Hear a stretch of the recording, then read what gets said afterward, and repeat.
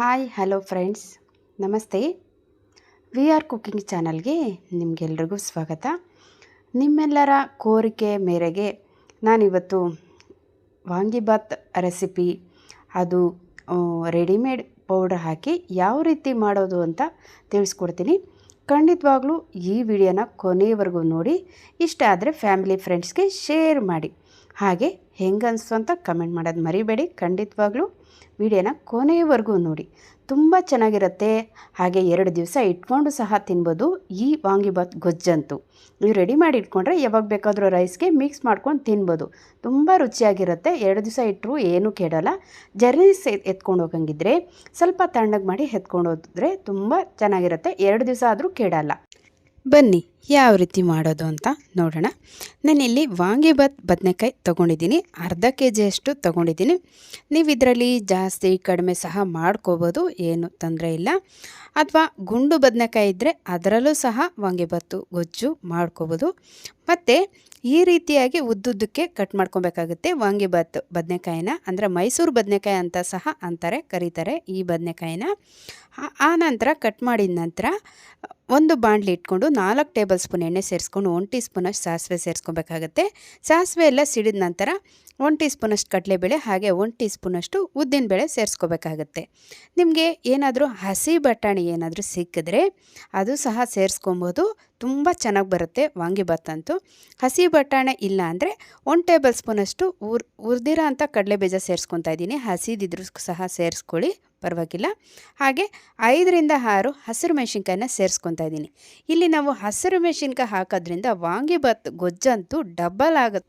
Viewers ಒಬ್ಬರು ಕೇಳಿದರು, ಹಾಗಾಗಿ ಈ ಗೊಜ್ಜು ರೆಸಿಪಿ ತಿಳಿಸ್ತಾ ಇದ್ದೀನಿ. ಸ್ವಲ್ಪ ಫ್ರೈ ಆಗಿದ ನಂತರ ತೊಳೆದಿಟ್ಕೊಂಡಿರೋ ಅಂಥ ಬದನೆಕಾಯಿನ ಈ ಟೈಮಲ್ಲಿ ಸೇರಿಸ್ಕೊಂಡು ಮಿಕ್ಸ್ ಮಾಡ್ಕೋಬೇಕಾಗತ್ತೆ.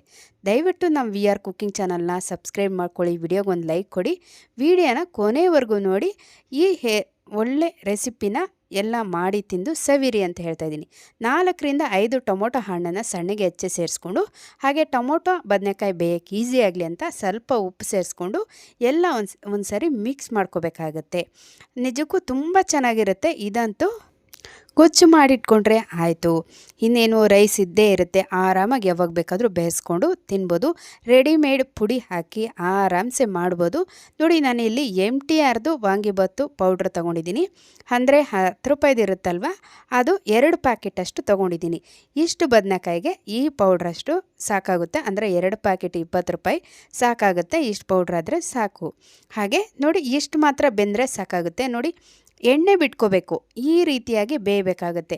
ನಿಮಗಿನ್ನ ಇಷ್ಟೊಂದು ಕ್ರಂಚಿಯಾಗಿರೋದು ಇಷ್ಟ ಇಲ್ಲ ಬದನೆಕಾಯಿ ಅಂದರೆ ಇನ್ನೂ ಸ್ವಲ್ಪ ನುಣ್ಣಗೆ ಸಹ ಬೇಯಿಸ್ಕೋಬೋದು. ಆದರೆ ಮಧ್ಯೆ ಮಧ್ಯೆ ಈ ರೀತಿಯಾಗಿ ಬದನೆಕಾಯಿ ಸಿಗ್ತಾಯಿದ್ದಾರೆ ವಾಂಗಿಬಾತಲ್ಲಿ, ತಿನ್ನೋಕ್ಕಂತೂ ಅಲ್ಟಿಮೇಟ್ ಆಗಿರುತ್ತೆ. ಹಾಗಾಗಿ ನಾನು ಇಷ್ಟು ಮಾತ್ರನೇ ಬೇಯಿಸೋದು. ನೀವು ಬೇಕಾದರೆ ಇನ್ನೂ ಸ್ವಲ್ಪ ಬೇಯಿಸ್ಕೋಬೋದು. ಹಾಗೆ 1 ಟೀ ಸ್ಪೂನಷ್ಟು ಅಚ್ಚ ಖಾರದ ಪುಡಿ ಅಂದರೆ ರೆಡ್ ಚಿಲ್ಲಿ ಪೌಡ್ರನ್ನ ಸೇರಿಸ್ಕೊತಾ ಇದ್ದೀನಿ. ಮತ್ತು MTR ವಾಂಗಿಬಾತ್ ಪೌಡ್ರ್ ಬರುತ್ತಲ್ವ, 2 ಪ್ಯಾಕೆಟಿನಷ್ಟು ಅದನ್ನು ಸೇರಿಸ್ಕೊಂಡು ಮಿಕ್ಸ್ ಮಾಡ್ಕೊತಾ ಇದ್ದೀನಿ. ಅಥವಾ ನಿಮ್ಮ ಮನೇಲಿ ರೆಡಿ ಇರೋ ಪೌಡ್ರ್ ಇದ್ದರೆ ಸಹ ಅದನ್ನು ಸಹ ಸೇರಿಸ್ಕೊಂಡು ಮಾಡ್ಕೋಬೋದು. ಹಾಗೆ 1/4 ಟೀ ಸ್ಪೂನಷ್ಟು ಅರಶಿನ ಸೇರಿಸ್ಕೊಂಡು ಎಲ್ಲ ನಿಧಾನಕ್ಕೆ ಮಿಕ್ಸ್ ಮಾಡ್ಕೋಬೇಕಾಗತ್ತೆ. ಹಾಗೆ ಆವಾಗಲೇ ನಾವು ಬೇಯೋದಕ್ಕೆ ಉಪ್ಪು ಹಾಕಿದರೆ, ಈಗ ಸ್ವಲ್ಪ ಉಪ್ಪು ಹಾಕಿ ನೀಟಾಗೆಲ್ಲ ಮಿಕ್ಸ್ ಮಾಡಿ ಮುಚ್ಚಳ ಮುಚ್ಚಿ ಒಂದು 5 ನಿಮಿಷ ಬೇಯಿಸ್ಕೋಬೇಕಾಗತ್ತೆ. ನೋಡಿ, ತಳ ಹಿಡಿಬಾರ್ದು, ಮೀಡಿಯಮ್ ಫ್ಲೇಮಲ್ಲಿ ಇಟ್ಕೊಂಡು ಆದಷ್ಟು ಮಾಡ್ಕೊಳ್ಳಿ ಈ ಗೊಜ್ಜಂತ. ಈ ರೀತಿ ಎಣ್ಣೆ ಬಿಟ್ಕೊಂಡ್ರೆ ನಮ್ಮ ಗೊಜ್ಜು ಸಿದ್ಧವಾಗಿದೆ ಅಂದರೆ ವಾಂಗಿಬಾತ್ ಗೊಜ್ಜು ಸಿದ್ಧವಾಗಿದೆ ಅಂತ ಆಯಿತು. ಹಾಗೆ ನಾನು ಕರಿಬೇವಿನ ಸೊಪ್ಪು ಸೇರಿಸಿಲ್ಲ, ನಿಮ್ಮ ಹತ್ರ ಇದ್ದರೆ ಖಂಡಿತವಾಗ್ಲೂ ಸೇರಿಸ್ಕೊಳ್ಳಿ. ಹಾಗೆ ನೋಡ್ತಾ ಇದ್ದೀರಲ್ವ ಎಷ್ಟು ಚೆನ್ನಾಗಿ ಬಂದಿದೆ ನಮ್ಮ ವಾಂಗಿಬಾತ್ ಗೊಜ್ಜಂತೂ. ಇದಂತೂ ಜರ್ನೀಸ್ಗೆ ಎತ್ಕೊಂಡು ಹೋಗೋಕ್ಕಂತೂ ತುಂಬ ಚೆನ್ನಾಗಿರುತ್ತೆ. ತಣ್ಣಗೆ ಮಾಡಿ ಒಂದು ಡಬ್ಬಿನಲ್ಲಿ ಹಾಕ್ಕೊಂಡು ಎತ್ಕೊಂಡು ಹೋದರೆ 2 ದಿವಸ ಆದರೂ ಆರಾಮ್ಸೆ ಅನ್ನಕ್ಕೆ ಬೆರೆಸ್ಕೊಂಡು ತಿನ್ಬೋದು. ತುಂಬ ರುಚಿಯಾಗಿರುತ್ತೆ. ಎಲ್ಲರೂ ಖಂಡಿತ ಒಂದು ಸರಿ ಟ್ರೈ ಮಾಡಿ ನೋಡಿ. ಹಾಗೆ ದಿಢೀರ್ ವಾಂಗಿಬಾತ್ ಪೌಡ್ರ್ ಇಲ್ದಿರ ಮಾಡಿರೋದು ಸಹ ನಮ್ಮ ಚಾನಲಲ್ಲಿದೆ. ಯಾರಾದರೂ ನೋಡಿಲ್ಲ ಅಂದರೆ ಒಂದು ಸರಿ ನೋಡಿ. ಹಾಗೆ ಟೊಮೊಟೊ ಬಾತು, ಪಲಾವು, ಸಾಂಬಾರು, ಗೊಜ್ಜು, ಚಳಿಗಾಲಕ್ಕಂತೂ ಗೊಜ್ಜು ಅಂತ ಅದು ಸಹ ನಮ್ಮ ಚಾನಲಲ್ಲಿದೆ. ಯಾರನ್ನೆಲ್ಲ ನೋಡಿಲ್ಲ ಅಂದರೆ ನೋಡಿ ಒಂದು ಸರಿ ಕಮೆಂಟ್ ಮಾಡಿ. ಇನ್ನಷ್ಟು ಈಸಿ ರೆಸಿಪಿಯೊಂದಿಗೆ ನಿಮ್ಮೊಂದಿಗೆ ಇರ್ತೀನಿ. ಅಲ್ಲಿವರೆಗೂ ವೀಕ್ಷಿಸಿದವರೆಲ್ಲರಿಗೂ ಧನ್ಯವಾದಗಳು. Thank you for watching.